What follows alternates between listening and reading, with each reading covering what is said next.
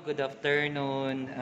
By the way, I will be explaining to you today about the deflection of beams using integration method. So without further ado, let's start with the problem 1 or example number 1. As simply said, a simply supported beam has a span of L and carries a uniformly distributed load of omega kilonewton per meter throughout its span. We are asked to find first the slope at endpoint A, second slope at endpoint B, and lastly or third deflection at midspan. So the illustration is given. So to start with the solution, so we will make or find the moment. So yun sana ito ni pag-come up, no? First, the reaction at A is 1/2 WL times the considered distance X minus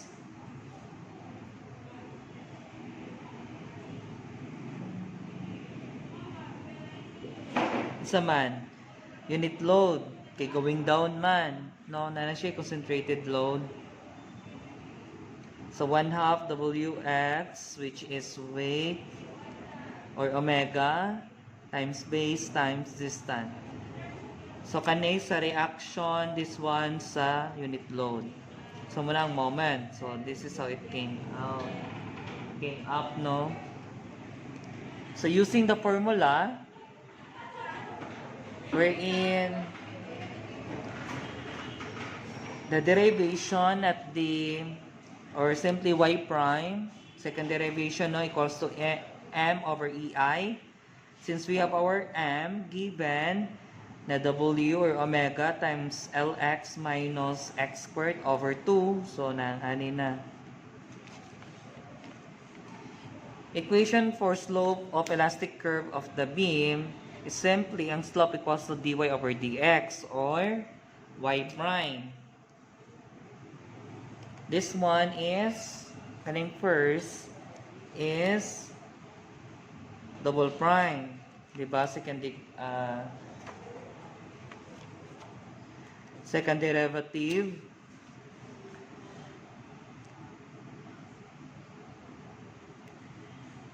So, gikan dari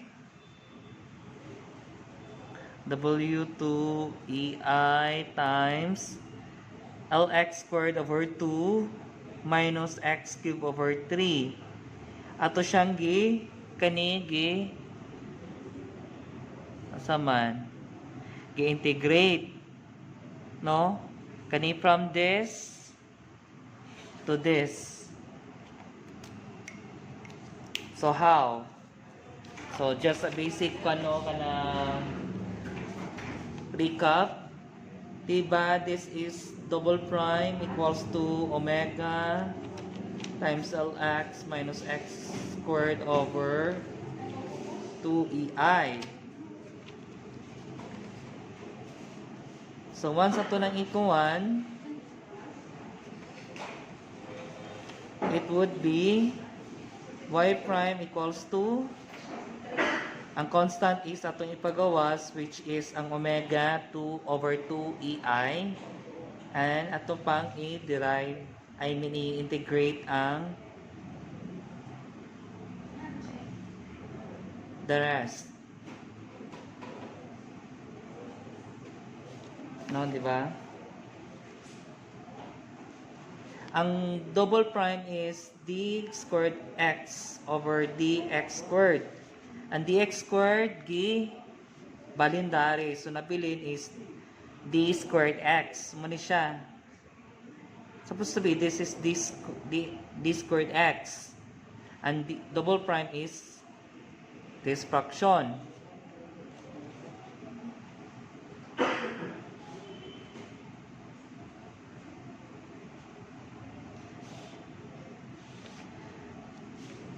Since ang power rule, I don't know or I forget how to call it. Di ba ang x to the power of n, once ato siyang integrate would be x to the power of n plus 1 over n plus 1 plus c, di ba? So therefore, this is at a times L, because constant, x squared, because 1 plus 1 is 2 over 2. Diba? Unsa ang power mo pud ang denominator. Minus x cubed over 3 plus c. So x cubed because ang power is 2 plus 1 is 3. Again, sa power mo pud ang denominator. So this is how it came up, you know.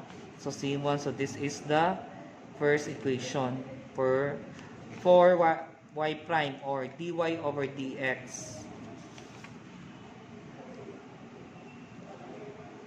So mali siya.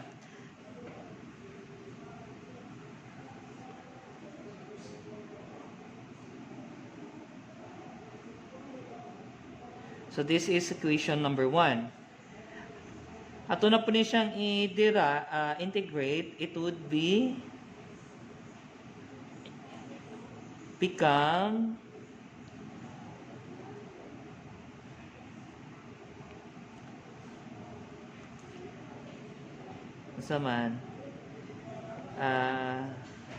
times dx, no? Atong i-cross multiply so ang dx nabalin na kaninya ni. So integrate, di ba integrate sa derivative would be its variable. So y equals to, ipagawa sa itong omega over 2ei. So therefore, again, iagi na po nato na siya ang ani na rule. So it would be x cubed over 3. Kay 2 plus 1 is 3. Minus x to the power 4 over 4. Plus c 1x, ano na 1x man because again ang derivative sa x or dy or dx would be the variable, no, considered man ang x plus another constant which is c. So anyway, it's just introductory, no, and recap. So at point A, kani daw dari at point A, our x is y, our x is 0, our y is 0. No? Because our x is y equals to 0. So therefore, if atong y, using the 2, equation number 2, so atong y is 0, equals to, ang omega is constant, times, di ba x is 0, so L times 0, so 0, so plus C times 0 plus C2.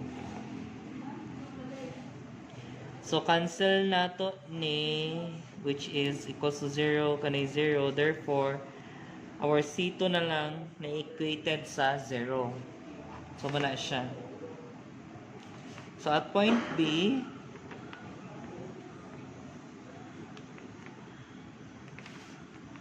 x equals to L and y equals to 0.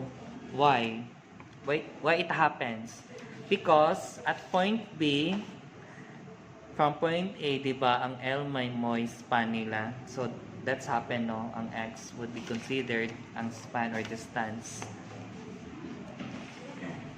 So using again the equation number 2, which is ang y is 0 equals to omega over 2 ei times ang L times L cubed over 3 minus L to the power of 4 over 4 plus C times L, right? Plus ang C2 nato, di ba kanina kuan ba equation? Ang C2 na to is 0. Therefore, if ato pa siyang i-simplify, it would be pila man eh? 2 no. This is L4 over 3 minus L4 over 4 plus C1L, di ba? And then make it as proper, or i-factor pa or i-simplify pa nato. So it would be, so pila man ang LCM? So 12. Therefore, kani, so 4L to the 4 minus 12 divided by 3 times L4. So, 3, di ba? 4 plus C1L. Therefore, 4L to the power 4 minus 3L to the power of 4. So, L to the power 4. So, simply, ato ang one is WL or omega L to the power of 4 over 12 times 2, 24 EI plus C1L equals to 0. Or atong kwan is kilaman, C1L equals to negative omega L to the power of 4 over 24 EI. So, i-cross multiply na to ni, it would happen ang L is denominator. So, kanima 3 na ni. Therefore, the C1 is negative omega L to the power of 3 over 24 EI. So, mani ang C1. C2 is 0.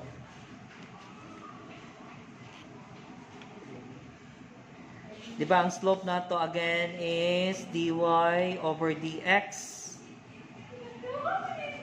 So, balik ta sa kano? So, atong slope equals to dy over dx, which is omega over 2ei times the subtraction of lx squared over 2 minus x cubed over 3 plus C1. So, theta or slope is omega 2ei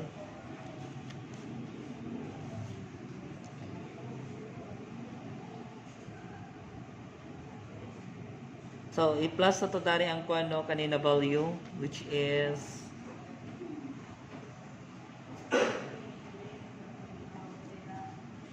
so therefore it is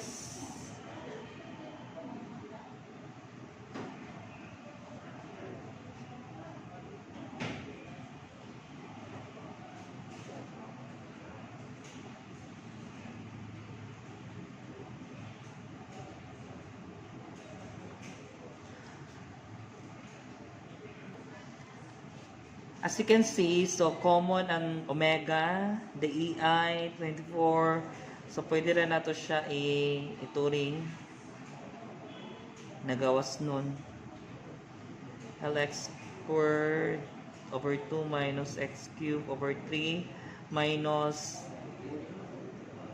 L cubed over 12 na ni. Ang EI, tara. Pato na i-distribute, so same value ani. Right?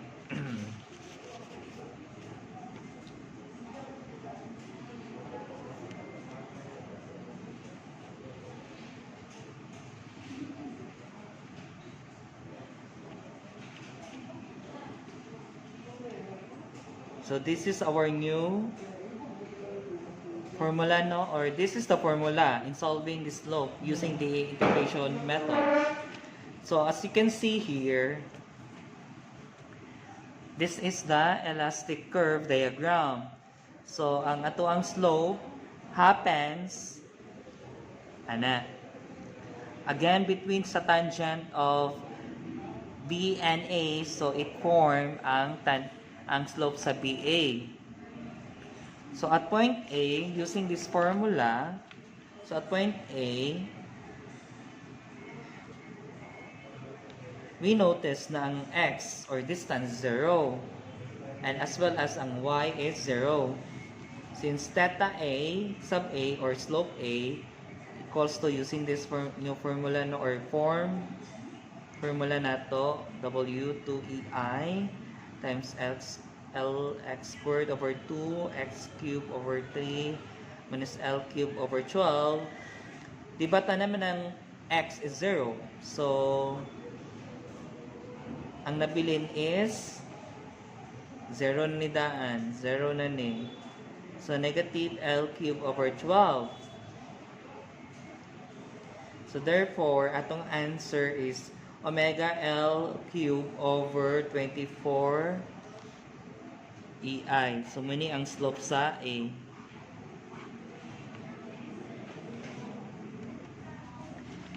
And now, slope sa B.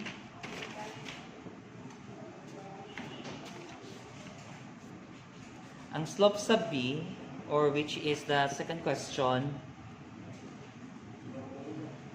So, using the formula, no, slope at B, it is omega over 2EI times LX squared over 2 minus x cubed over 3 minus L cubed over 12. So, given that x is equals to L, so therefore, the omega over 2EI times L squared over 2 minus L cubed over 3 minus L cubed over 12. So therefore,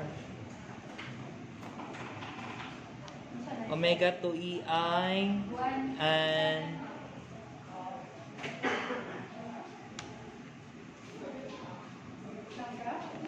diba L times L squared is L cubed. So, L cubed, ano lang ito ang operation sign for multiply kaya makalibog sa variable na x kung times.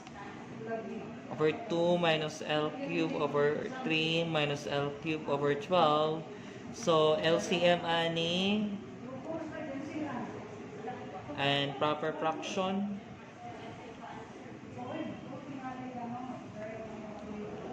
So, ang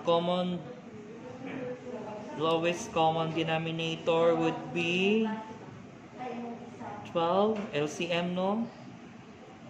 So, 12 divided by 2 is 6 L cubed. 12 divided by 3 is 4. 12 divided by 12 is 1.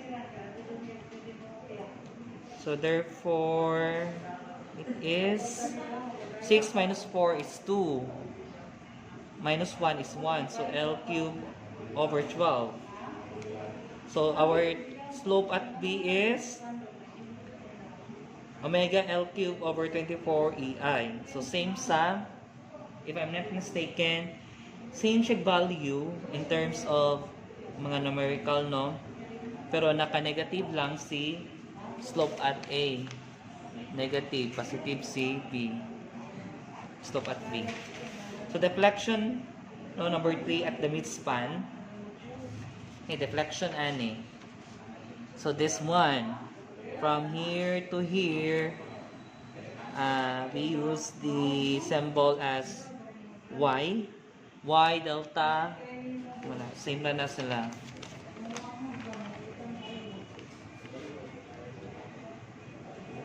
So, from equation number 2, so, equation number 2 is, di ba, y? No? Again, delta na lowercase, delta na uppercase, same na sila ko. Symbol or turing. So, from this, atong kopyahon kay mo ni ang sa deflection. So, LX cube over, omega over 2EI times LX cube over 6 minus x to the power 4 over 12 plus C1x, right? Plus C sub 2. So, at B, of course, by the way, no, this formula is good lang siya if our loading is uniformly distributed load. Ang ani. Kung lahi na gani, so mag-form na po taglaing formula. Ang sekreto ani to solve is that first, pangitaw na itong mga constant to say value so that when we go back to the formula that we had, so easy na lang siya. So like this one. To be able to know the C2 or C sub 2 or the constant number 2 or second constant, so at B, when x equals to L and we know that there is no deflection at point B because na ay support, so wala siya ning deflect, only at the midspan.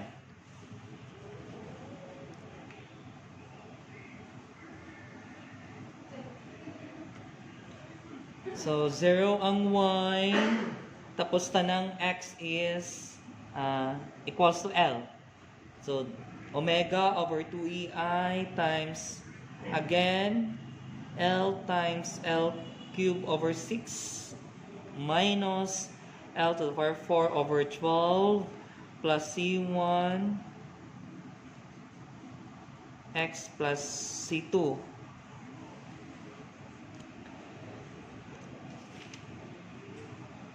Diba we already solved sa C sub 1 at point B? No? It has a value of negative omega L cube over 24ei. So, gamito na to siya for this, no? Negative L cube over 24ei. So, manani ang resulta. LCM dari minus ano na pa ni? Because ang C1 is kani and X is L. So na omega L to the power 4 over 24 plus C2. And as you can see, 24 ang ilahang LCM.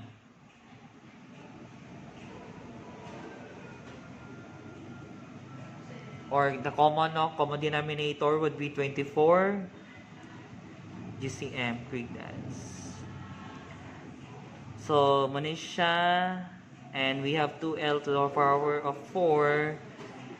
So, ato lang siyang pangkwanon, and as we solve, or i-times ato ni, so omega L to the power 4 over 24ei. So, minus put ani. So, it happens na ma-0 siya. Therefore, atong C2 is 0 again. So, at the midspan,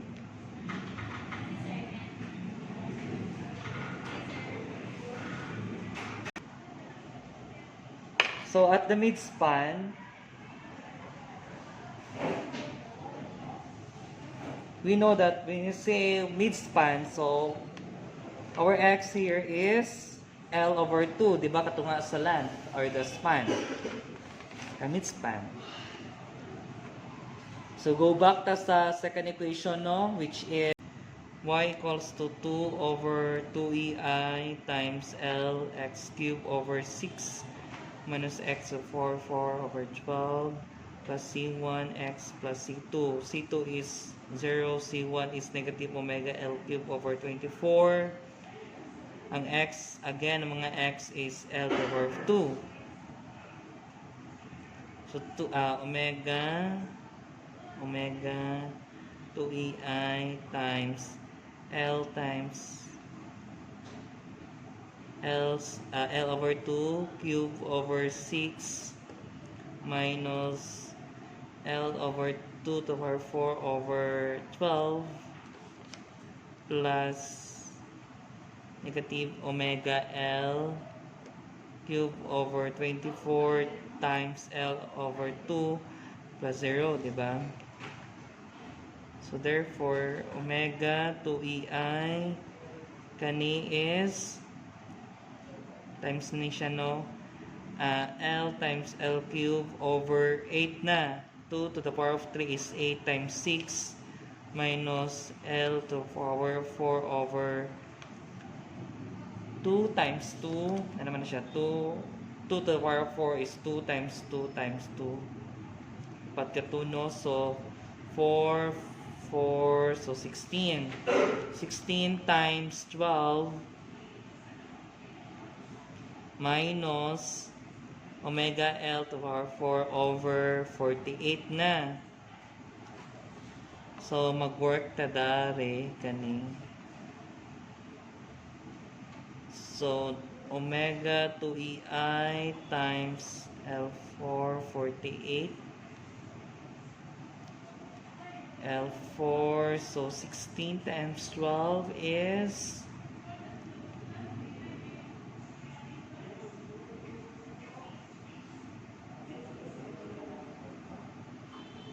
so 192 negative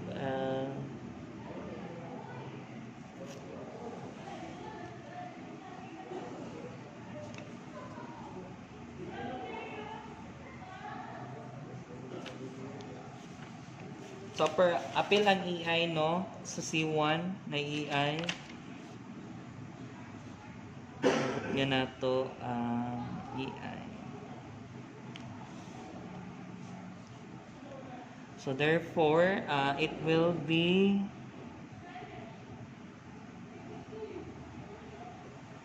kung sunod na to ganina to EI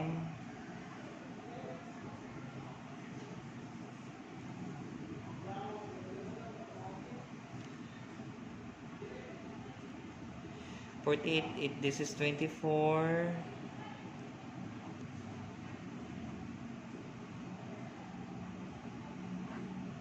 So L to the power 4. So ang pa na to dari is sa man dapat divisible or able to be divide siya by sa 92 it is the pwede ba 24 times 8 di ba man 1632 16 so tama 8 ang pan-ani kung atong kuan is 24 LCM